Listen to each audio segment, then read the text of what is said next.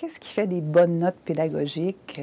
Ça dépend beaucoup si c'est nous ou si c'est quelqu'un d'autre qui les a écrites. Alors, au départ, c'est sûr que quand c'est nous, on y met ce qu'on veut trouver dedans et le cas qu'on a décidé de construire au départ nous a beaucoup inspiré. Ce qui est important, c'est qu'au départ, la note pédagogique, il faut comprendre que ça ne se fait pas après l'écriture du cas. Une note pédagogique doit, au départ, être déjà pensée, puisque c'est le reflet, en fait, des orientations et des objectifs pédagogiques qu'on poursuit au départ. Donc, même avant d'avoir débuté l'écriture du cas, déjà, on devrait savoir quelles sont les clientèles qu'on vise et quels sont les objectifs qu'on veut poursuivre à l'intérieur de notre travail. Il ne faut pas oublier qu'on écrit des notes pour nous, pour se rappeler, pour pouvoir réussir à documenter, mais on les écrit pour d'autres personnes. Donc, il faut être explicite, ça ne sert à rien d'être abscon, et on n'est pas là pour écrire non plus un article complet où est-ce qu'on va, on va arriver avec une tranche de connaissances. Au besoin, si on a besoin d'écrire un article, on l'écrira à part, puis on y fera référence à l'intérieur du cas si c'est possible.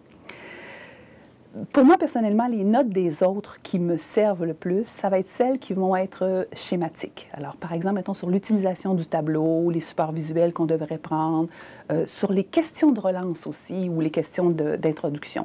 Quelquefois, je trouve qu'on bénéficie beaucoup de la part d'un autre pédagogue pour voir comment ils approchent la classe. Alors moi, les questions de relance, c'est quelque chose qui est très, très important à l'intérieur de ça. À la limite, là, la question le timing qu'on passe sur chacun des sujets, ça m'intéresse plus ou moins dans un cas. Ce qui est vraiment intéressant, moi, comment que je vais aller chercher les gens, comment je vais aller répondre dans telle situation, comment je vais pouvoir aller faire sortir un enjeu. Et quelqu'un qui a pris le temps avant moi de réfléchir sur les façons d'aller accrocher le public, ça a toujours un grand attrait pour moi. Ce qui aussi est important, c'est qu'une note pédagogique, aussi complète qu'elle soit, puis justement, plus qu'elle est complète, c'est important de savoir qu'on ne partira pas en classe avec cette note pédagogique-là. Elle va peut-être rester dans notre sac ou sur notre bureau, mais c'est important de pouvoir avoir une page ou deux qui résume les éléments les plus importants qui vont nous servir, en fait, d'aide-mémoire.